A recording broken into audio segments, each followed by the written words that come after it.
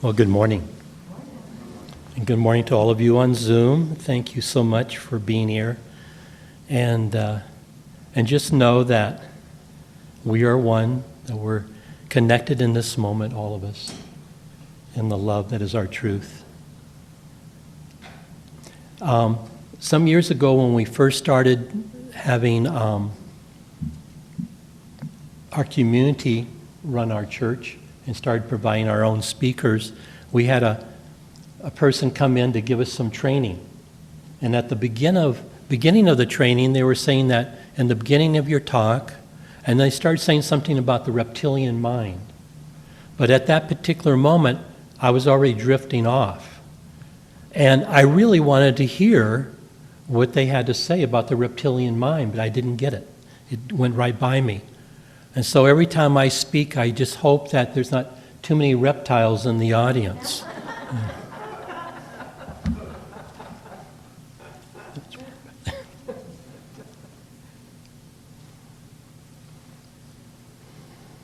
Well, this time of year, December, as you know, can be a very distracting time in our lives. And we've had a relatively distracting year also. But it's also important to realize that this particular time is more than just all those distractions. That this is an extremely important time. And it's far more than just a beautiful story about a birth. That's part of it. But as I've shared before, Jesus and most mystics that come are not here to talk about themselves. They come for one purpose only, to help us remember and to know the truth of who we are. And so this time of year, when we're looking at the birthing of that child, it's very, very important to remember that this story is about us. You know, to be careful about being on automatic and getting so distracted by the outer. It's about us, and I'll talk about that more. I was reading recently that when pilots are flying to a destination, that they don't fly a straight course, a straight line. It's much like sailing, where they're constantly correcting for where they are and where their destination is. And so Christmas is, in a way, an important symbol of our destination because it's about us. It's about birthing and nurturing the truth of who we are. And we have ways of correcting our journey as we go. You know, right now we have Advent, and we have Lent, we have the Sunday service, you have meditation, you have prayer, you have the classes. All these things are there as a place to correct your journey. Now, I heard a few people wondering, well, why do we do Advent? Isn't that a Catholic thing? And so some years ago I looked it up, but I couldn't remember. So I re-looked it up. And actually, they think it started around the 4th century, the beginnings of what we call Advent. Because it was about preparation, and it still is. It's about a time of preparation for something that's important. And it's evolved, it's changed, it's had influences from many, many different places, not just one place. And so it's been in a process like everything else and over all those centuries. But it's about the tool. That's why Unity, I think, has embraced it, and I'm glad they did. I was born into a Catholic family, but I really didn't understand most of that. But I appreciate it as a tool to help me in nurturing the truth of who I am, to help me come down and ground myself into the moment, to wake up, to become alive to what it's really about. Now, 3 of the focuses in Advent I find kind of fascinating. The peace, the love, which we're focusing on today, and the joy, they are about very deep places within ourselves. These are not about sort of the superficial emotions and experiences that we have in our daily life. That's not what that joy, that love, and that peace are about. If you were to have all the pain, all your history, all your experiences and beliefs and separation from love, if all that could be lifted from you, all the fear that you carry because of those beliefs, if that could be lifted from you for a moment, what you would be experiencing would be that peace, that love, and amazing joy, based on absolutely nothing, not based on any individual or thing or event. It's the experience of who you are. And this is what they want us to help to open ourselves up to.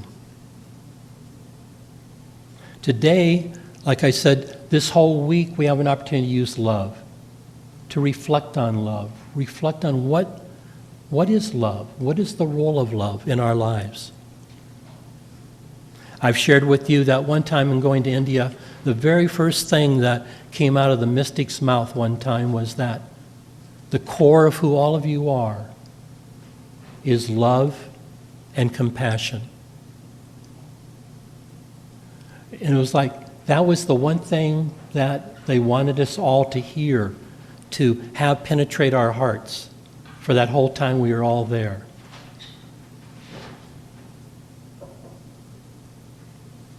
The other day, Audrey was starting to get the Christmas card list out. And so I thought, okay, and so I did 2 that evening. And all of a sudden I could feel that before I started working on the talk the next day, that it was going to be very important for me to start my day by finishing up doing those cards. And it turned out that the experience of doing the cards this year was like sitting there writing love letters to these people that had touched my life at different points, some when I was a child, all playing these amazing roles, most of them probably having no idea how powerful, how loved they are. And I realized that that was so important, because what it did, as you know, is it opened my heart. It opened me and prepared me. It made me receptive to what this whole month is about, to what this is really about. And it allowed me to be receptive to what this talk is to be about.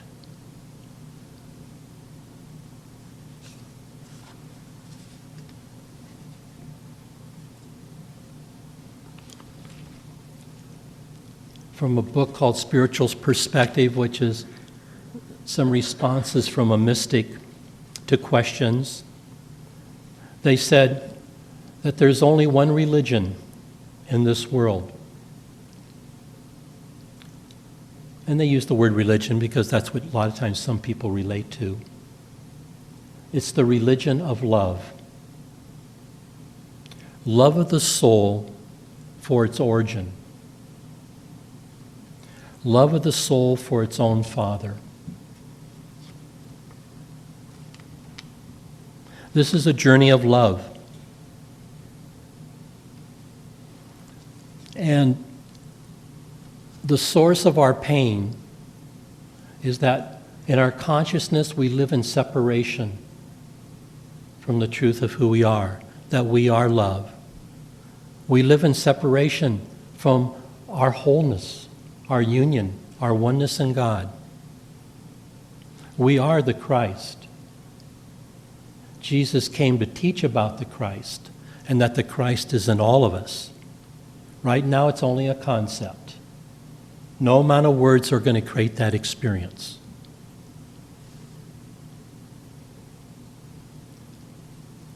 In the manger, the the lowly manger in the barn, and it was surrounded by animals, and there were shepherds, as the story goes, the keeper of the animals.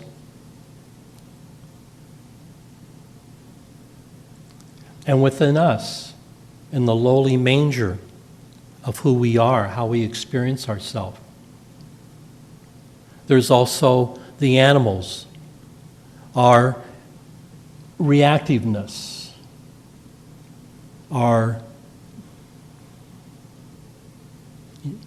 basically our reactiveness in life. And there's also the part that feels not smart enough, not enough, that lowly shepherd. So these are qualities within us, and yet this is where we're birthing the truth of who we are. And so this is why it's so important for us to take time to reflect right now in this season about what it really is about. Remembering that everything we do in this month is about us. Now, some of them we're not going to get to experience like we usually do. The power of the music from the choir. The festival of lights that we create on our Christmas Eve. It's not going to be quite the same. It's sort of asking of us to think about, how can I take care of myself? How can I maybe in new ways nurture some of those parts of myself? It's going to require some extra effort, some creativity, to figure out how maybe I can replace and honor those parts of myself. Because the lights of the tree and its beauty is really about us. That's about your light, about your beauty. And the reason why it's so powerful, the lights and the candles, is because you are the light. And the deeper part of your being knows that. And it resonates to that. It thrills to that. This is why we're so attracted to light and to fire and to stars. And the stories about love and giving and beauty that stir our hearts. Because again, this is all within us. If it wasn't within us, there would be no response. And yet the trap of this life is to think that it's all outside of me. It's things that I have to reach for, things I have to seek for, things I have to beg for, things I have to suffer for. And the music, the power of the music, the notes, the thrill of the choir and all that sound. Again, it's a celebration. There's some part of us that resonates to that. We can swoon. There's certain sounds that sometimes can make one faint. It's about us. It's not about that baby only. It's not about just the story of Jesus. It's about us. That's what he came here for. That's what they all come here for. One bright star for humankind. I love that. As you know, that came from Jeff, through Jeff. And he'll be singing that next week, I imagine. But for me, that resonated through me the past 2 years. The one bright star. It's so easy to fall asleep and think we're just the animal trotting along through life. But the magnificence of this celebration, I like using it because it's so glittery and glorious, and it catches our attention.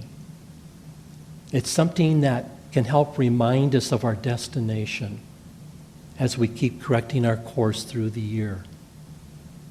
One bright star. And we have the tools, and we're developing the tools to self-correct as we move through our day, as we move through the moment. I'd asked for help. I've been working with an issue for several months of forgiveness. I imagine a few of us have issues of forgiveness this past year. And so I have one with a very, very dear, close friend. And all I can do is say, help me.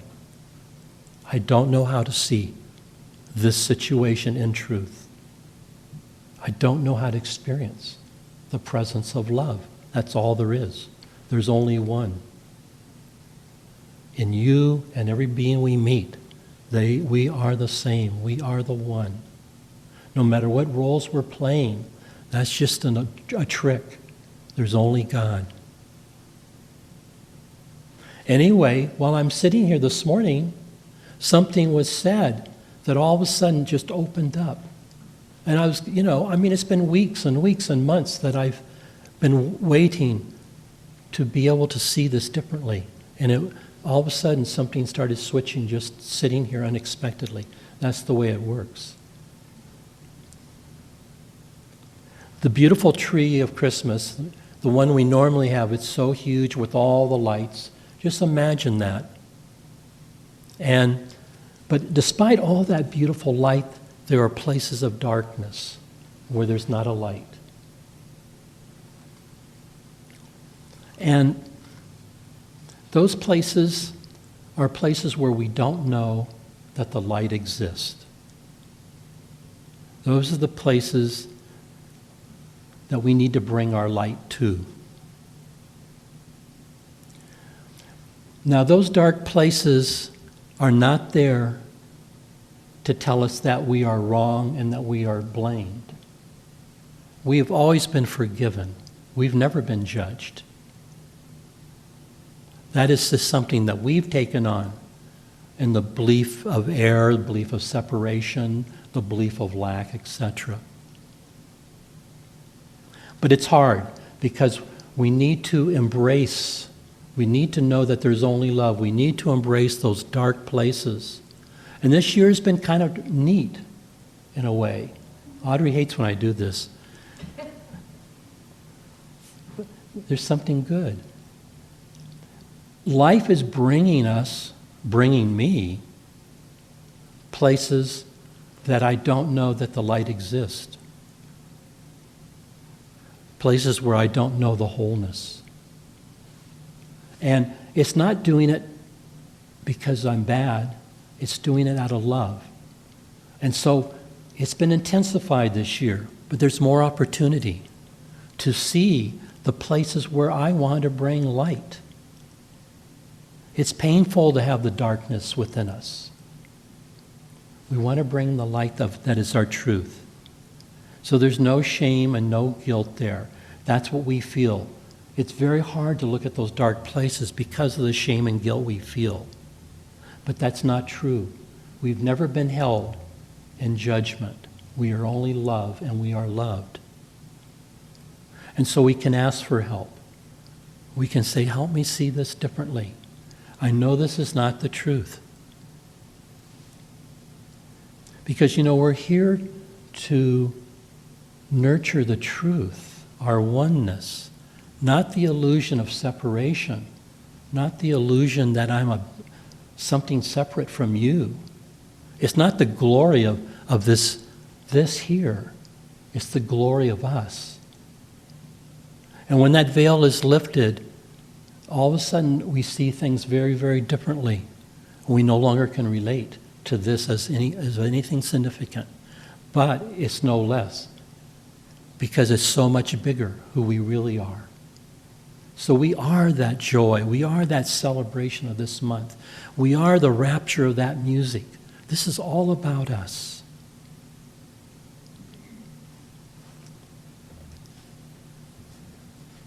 So I want to finish with, again, reading from a teacher that Lavinia had been drawn to. His name was Swami Kripalananda. You, my child, are divine. You are pure. You are sublimely free. You are God in disguise. This is what we're nurturing. We're nurturing the oneness. There can be nothing but one. We know that in our hearts. This is our focus here. There's only one. And so that means every being we see and meet, everything we see in the world is a part of that one in truth, part of that light. You are perfectly safe. Do not fight the dark. Just turn on the light. As you know, we draw what we focus on. You are the light. Bring the light to those places of darkness. Remember, it's coming from love, not from blame. Let go. Breathe into the goodness that you are. For you are love and you are loved. Thank you. Amen.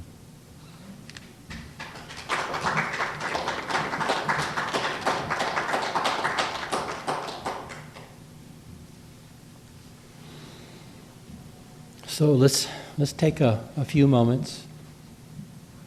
Get yourself comfortable wherever you are, and those of you at home cheating.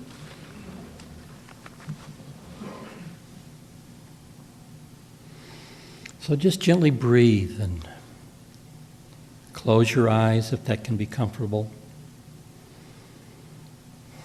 Allow yourself to relax with that breath.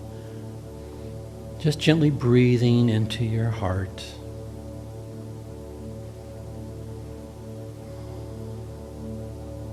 This access to a greater truth of who you are.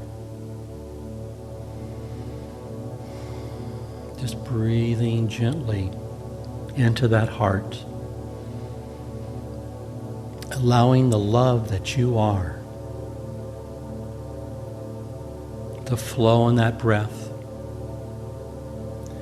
into every part of your being, into every cell and every atom.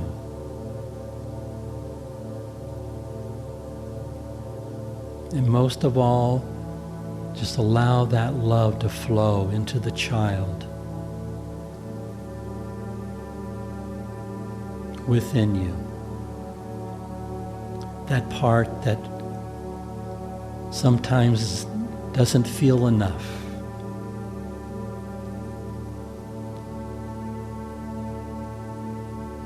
The part that can feel shame. The part that feels pain when it's not perfect. Just gently breathing into these places within ourselves. We are the Christ child.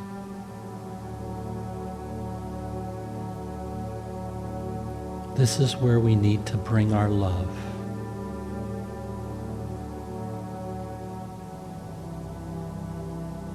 All the seeming failures, just breathe. Breathe the love that is our truth into these places.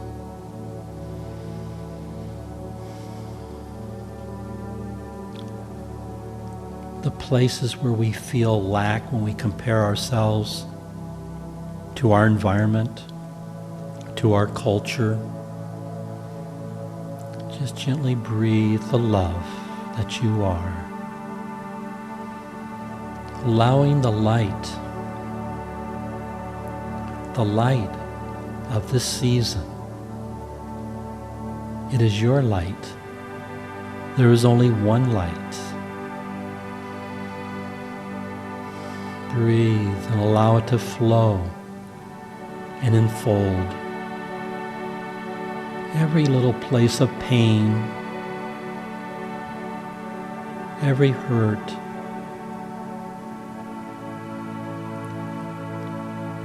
every little fear, all those places where we think we have to compete to be okay, where we think we got to be better to be loved. Breathe the love, allow the light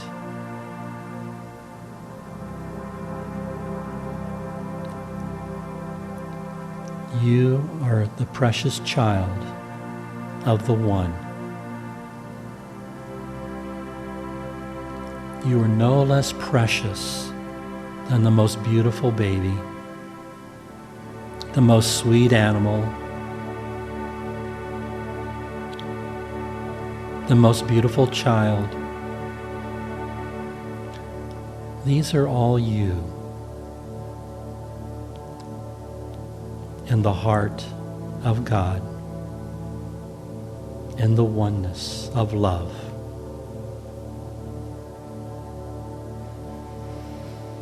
And so in our oneness, let's just allow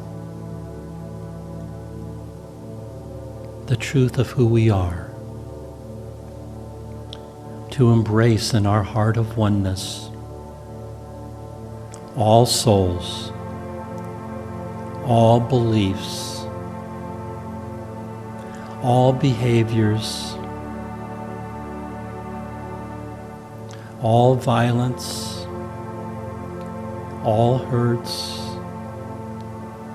all suffering. Our hearts are eternal. Our hearts are infinite in our oneness. Let us open and allow the truth that we all are one in God, in love, in the light, in the glory that we are celebrating at this time. We give thanks for this moment. We give thanks for our connectedness right here, right now, allowing this candle of love at this time of Advent, allowing this truth that we are the Christ. There is only the Christ, the oneness in the one, all that is. Amen. We are loved. We are loved.